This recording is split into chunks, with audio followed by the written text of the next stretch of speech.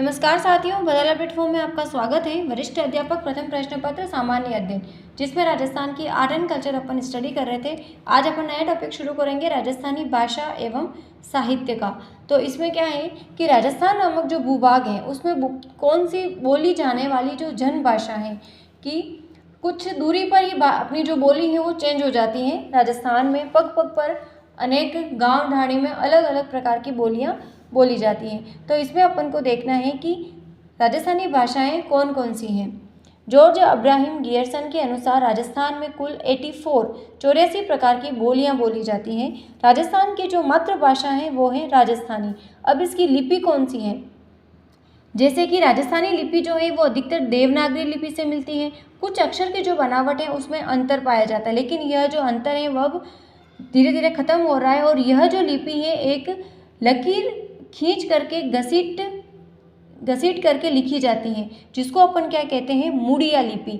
तो राजस्थानी भाषा की जो लिपि है उसको कहते हैं मुड़िया लिपि। लकीर घसीट कर लिखी जाती है, इसलिए इसे वणियावणी या महाजनी कहा जाता है। ओके, सर्वप्रथम राजस्थानी बोलियों का जो वर्गीकरण है जॉर्ज अब्राहम गियर्सन ने अपनी पुस्तक लिंग्विस्टिक सर्वे ऑफ इंडिया में किया था। और ये मोस्ट इम्पोर्टेंट है, यहाँ से डायरेक्ट क्वेश्चन बनता है।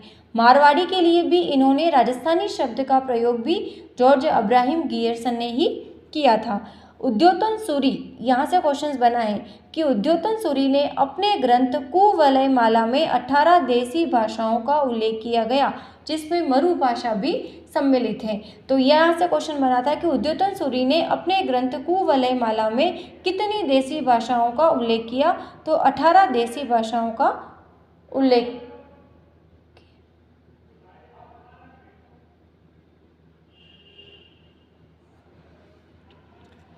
जिसमें 18 देसी भाषाओं का उल्लेख किया गया है, जिसमें मरु भाषा भी सम्मिलित है। अब राजस्थानी जो भाषा दिवस है वो कब मनाया जाता है, तो 21 फरवरी को राजस्थानी भाषा दिवस मनाया जाता है।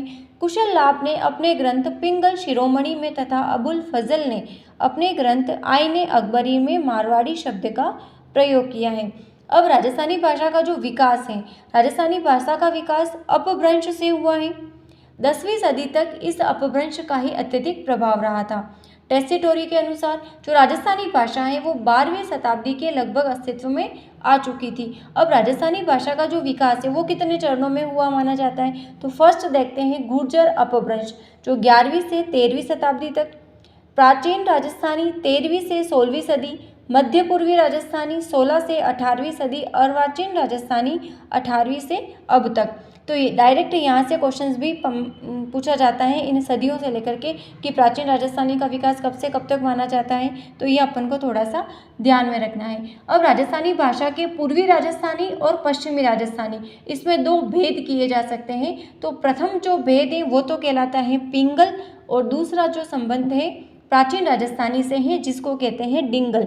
पश्चिमी राजस्थान में चारणों की भाषा है डिंगल, यह गीत के रूप में बोली जाती है। और राजस्थानी का अधिकांश जो साहित्य वे हैं वो डिंगल भाषा में ही लिखा गया। फिर है पिंगल, तो भाट जाति के द्वारा ब्रज भाषा का जो काव्यात्मक रूप यूज में लिया जाता है उसको कहते हैं पिंगल। छंद व पद के रूप में जो काव्य के रूप में यूज किया जाता है, प्रयोग किया जाता है, उसको कहते हैं पिंगल। तो ये डिंगल और पिंगल के बारे में भी अपन को पता होना चाहिए।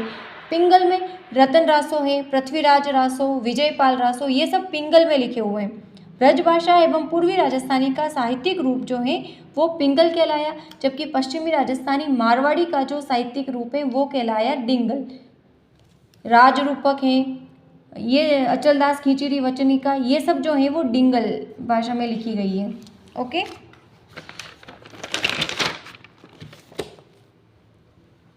अब अपन को देखना है कि राजस्थानी भाषा का जो वर्गीकरण है वो गियर्सन के अनुसार किस प्रकार से हुआ। तो पश्चिमी राजस्थानी, उत्तर पूर्वी राजस्थानी, मध्य पूर्वी राजस्थानी और दक्षिण पूर्वी राजस्थानी।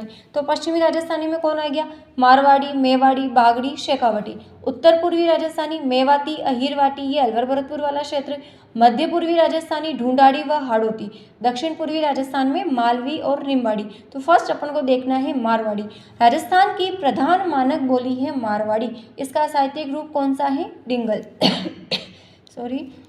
कहाँ पर बोलते हैं मारवाड़ी? जालोर, नागौर, जोधपुर, बीकानेर, जैसलमेर, सिरोही, पाली, यहाँ पर मारवाड़ी बोली जाती है। अब मारवाड़ी की उपबोलियाँ कौन सी है? मेवाड़ी, बागड़ी, थली, नागौरी, गोडवाड़ी आदि।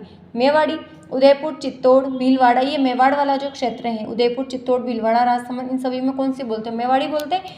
अब इसमें सर्वाधिक नी शब्द का प्रयोग होता है मेवाड़ी में। मुँह यो काम नहीं करूँ, मुँह वटे नहीं जाऊँ, मुँह यो नहीं करूँ, तो ये कैसे बोलते हैं? मेवाड़ी में पीछे नी शब्द का प्रयोग किया जाता है। ओके।